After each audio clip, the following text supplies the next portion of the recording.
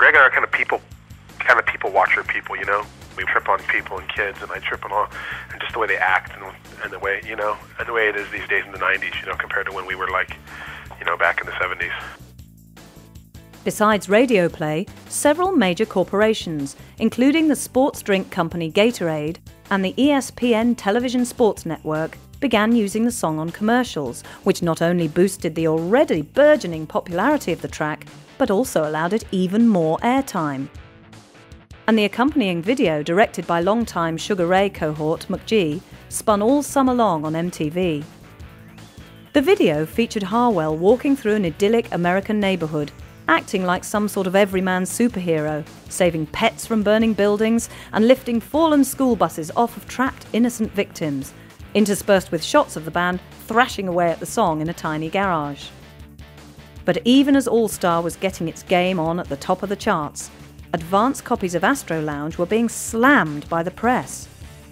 Claims were made that All Star sounded too similar to previous hits such as Walking on the Sun or Why Can't We Be Friends. The album's sound was generally criticised for its unimaginative use of distorting sounds, and the band were accused of ripping off other artists, such as Stone Temple Pilots. The collaboration with Sugar Ray's DJ Homicide on the track Stoned was equally scorned. Though critics were not enamoured with the band's new effort, fans were not dissuaded, and they went out and bought the album in droves. Astro Lounge broke through, and after the first week of its release, was in the top 10. Yet for Smash Mouth's drummer, Kevin Coleman, the band's success could not fill a personal void inside of him that he'd been harbouring for years. As a newborn baby in 1965, Coleman had been put up for adoption by his natural parents. Since that time, Coleman had been able to track down his mother and make contact with her. Despite numerous attempts, however, he had not been able to find his natural father.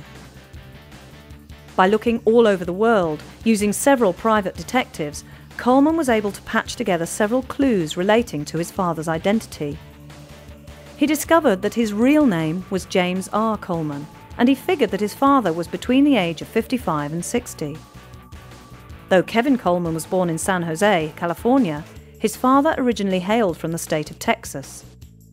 Through talking to his mother, Coleman discovered that his father did live in California temporarily.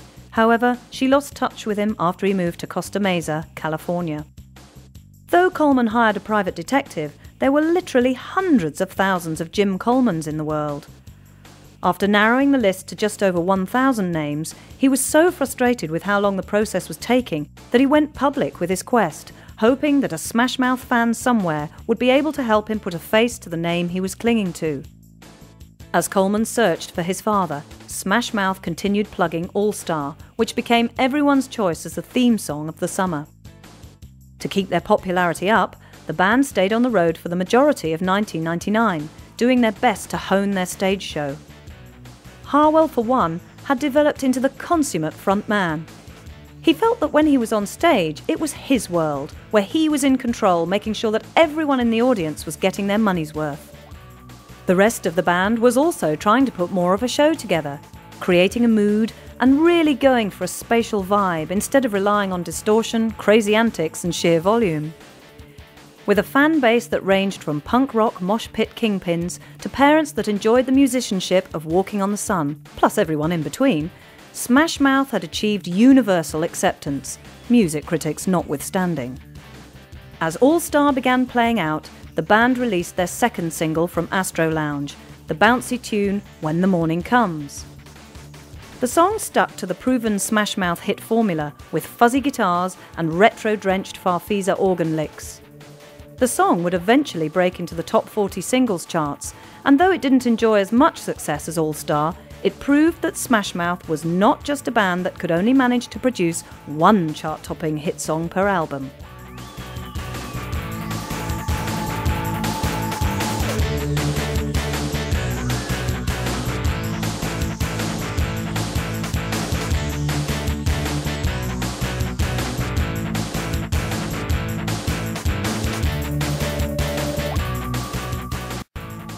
Once I start catching myself, becoming a, prima donna dick, I think I'm going to get out of this business because there's just too many people like that right now out there that I can't stand, you know what I'm saying? By the year 2000, Smash Mouth was on top of not only the charts, but of their collective game as well. As they prepared to release the video to their song Waste, the third single from Astro Lounge, fans could hardly wait, excited by the prospect of Smash Mouth taking a new direction in their music, showing a softer, more vulnerable side. It wasn't that Smash Mouth had been living a lie, it was just that they had been content to play the part of larger-than-life rock stars. But with the band preparing to take a new tack, it looks as though they can reach even higher than they already have, even higher than they'd ever planned to. According to bassist Paul Delisle, life is grand these days. He has the perfect life, parties all the time, lives in a condo by the beach, and he's married to a beautiful blonde Californian girl. Every day he walks through his front door and strolls down to the beach, where he quietly sits and reflects on how well things have turned out. From graduating from high school and having virtually no career prospects, to now having the world at his fingertips. Delisle notes that he tries to get on his knees each day and thank God for making his wildest dreams come true. The rest of Smash Mouth is similarly circumspect about their success.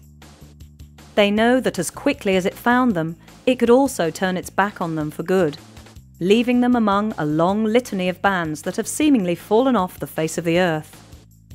With the group remaining resolutely humble, willing to take a step back if needed and learn lessons from the bands that have gone before them and failed, Smash Mouth is getting their game on, succeeding in front of the world on the stage that really matters the most, the stage of life.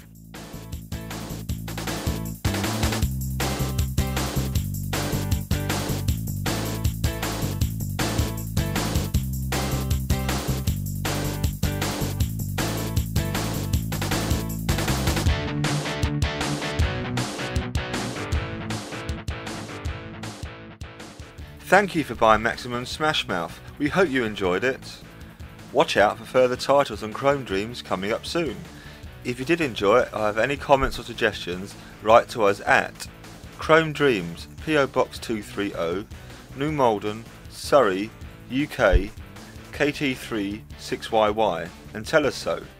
We've got 3 copies of our next release for the best letters, so don't forget to include your name and address. You can check out our full catalogue on our website at www.chromedreams.co.uk.